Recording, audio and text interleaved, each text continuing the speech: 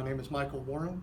I have just over 30 years of experience in the mechanical integrity industry. I started my career as an inspector, working both as contract and as a unit inspector.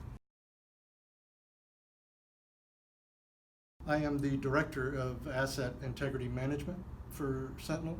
The AIMS division is where we support our clients in the setup and maintaining of mechanical integrity programs.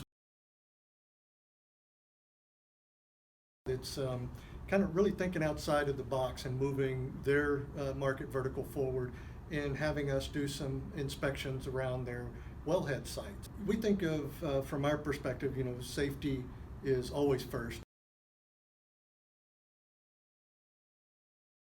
Selecting proper software solution is one. I try to help clients focus on what they need or what they want to do with their inspection program. The other key obstacle is getting the required data into the software that we've selected. I would say that it's our employees. We have a diversified background. You can also see this reflected in our client list. We have clients in the oil and gas and chemical markets. We're able to go in and make recommendations for our clients to what best fits their needs.